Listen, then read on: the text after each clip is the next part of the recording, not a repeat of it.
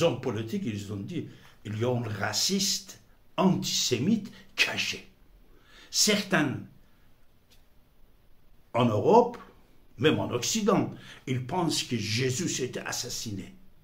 Ils disent à moi, à toi, tous les jours, actuellement, il dit. Même à la télé, je vois des gens qui donnaient des analyses pro-israéliennes pendant des années. Ils viennent commencer à critiquer, sans savoir cette précédente histoire que je vous ai racontée. Écoutez tout ce que je vous ai raconté et tout ce que je dis depuis 40 ans. Racisme était augmenté en Europe, puisque comme Sarkozy l'a dit, les Juifs, 6 millions, s'étaient assassinés par les Européens. Les nazis, c'était Européens. C'est ça qui est dangereux, c'est très important. Écoutez la suite. Gérald Darmanin, il dit, si j'aurais dit que j'étais Moussa Darmanin, je n'aurais pas devenir ni maire, ni député, ni ministre. Ça veut dire quoi? Et le raciste que je voyais depuis des années, maintenant on le voit jour après jour, l'individu qui cachait, qu'il soit l'homme politique, ministre, avocat, patati, patata, chef d'entreprise, ton copain, il cachait son idée raciste. Mais puisqu'ils avaient peur de pouvoir juif, mais maintenant il le sort. Il sort en pensant que c'est les islamistes qui vont gagner. Parce qu'il dit, par exemple en France, gauche et droite extrême, les deux, ils ont gagné en majorité. Ils pensent que ça va rester. Non, ça ne va pas rester. Depuis 6000 ans, bonne année 5785, depuis 6000 ans, il y avait énormément de tentatives pour détruire, exterminer les Juifs par le grand empire mondial. Mais ils n'ont pas gagné. Ils n'ont pas gagné.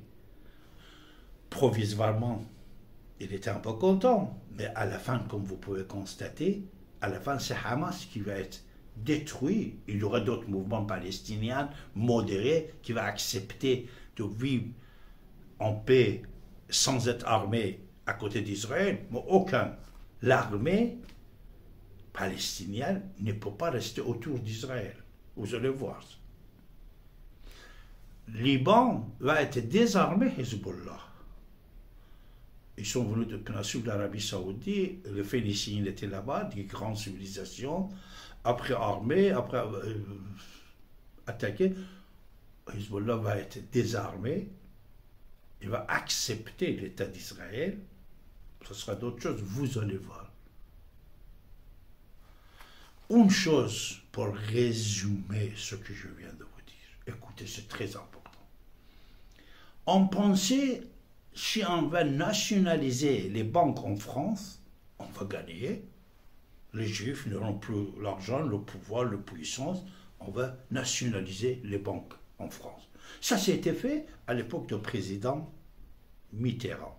Président Mitterrand, il a nationalisé les banques.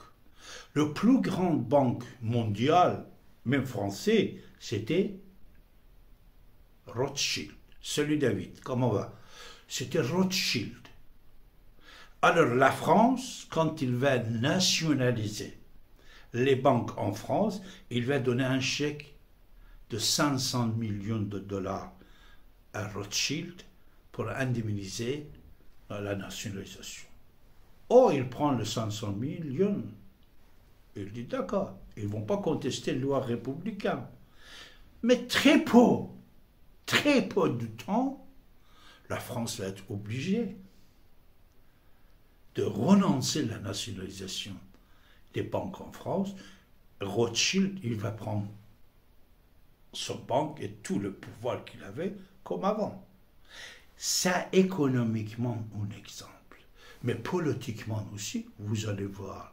Ne soyez pas très contents en Occident, comme quoi, oh, extrême gauche, extrême droite, en majorité, patati, patata, Israël, patati, antisémitisme, patati, patata. Ah, écoute, on a tué Jésus, aïe, aïe.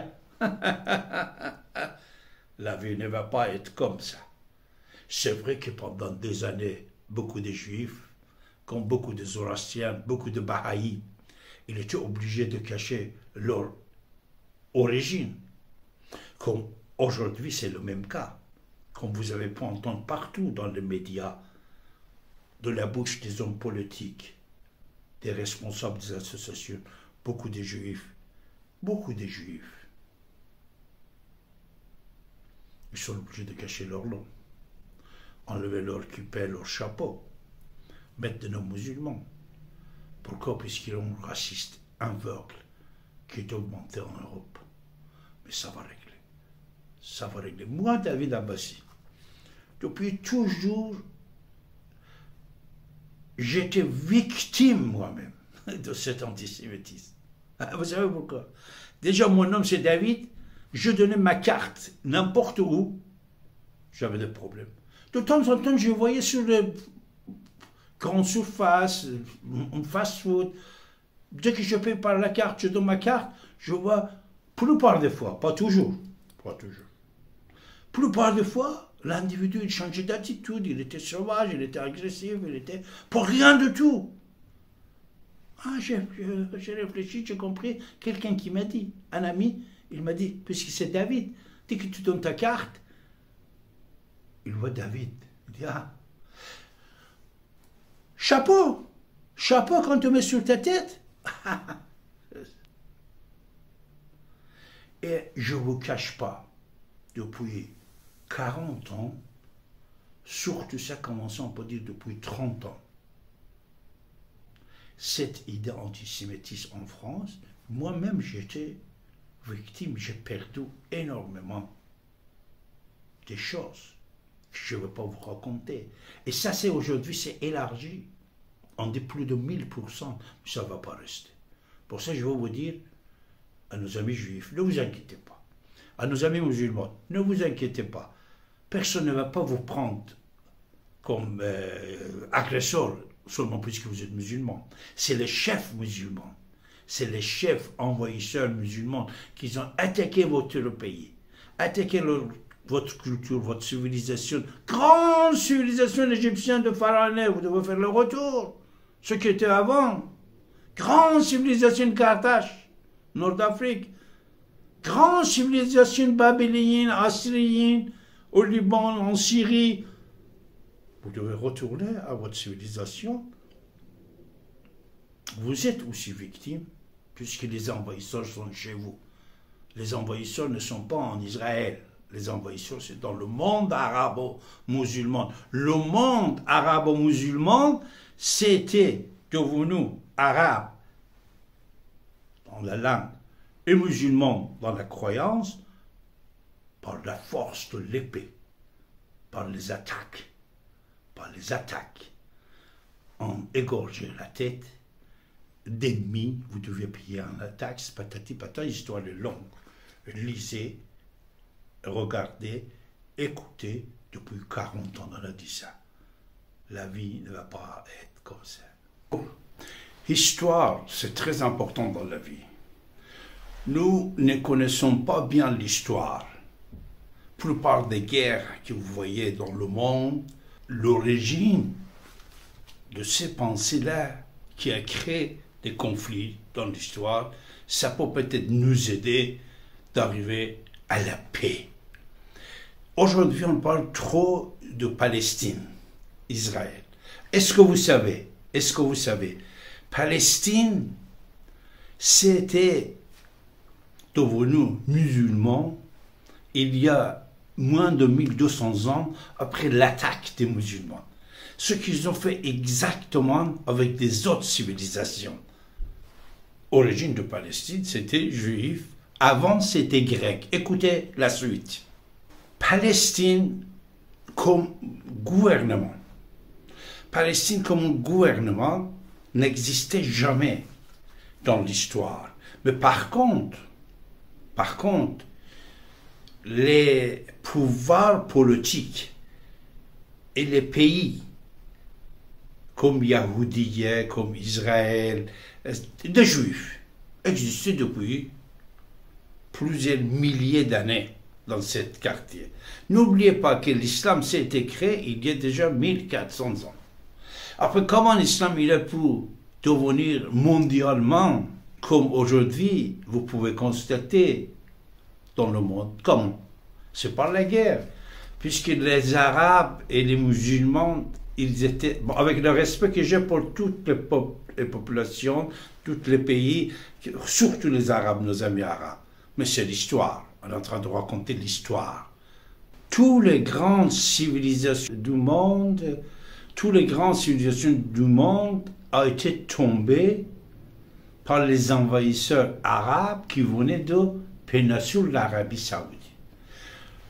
Liban, c'était les Phéniciens, grande civilisation. Irak, Syrie, c'était babylonien, syrien. L'Iran, c'était la Perse. L'Égypte, c'était une grande civilisation égyptienne de pharaon aîné, une grande civilisation. Alors, après que l'islam il a attaqué tous ces pays-là, il a changé la langue de tous ces pays-là, la religion de tous ces pays-là. Il a fait oublier la totalité des données avant l'islam. Il y a déjà 40 ans, j'ai fait un bouquin. Quel monde arabe! Quel monde arabe vraiment! Quel monde arabe! C'est-à-dire, la civilisation et tous les pays arabes d'aujourd'hui, c'était des grandes civilisations non arabes, non musulmanes. C'est très important. Nous devons faire attention à ces données historiques pour ne pas tomber dans le piège des intégristes.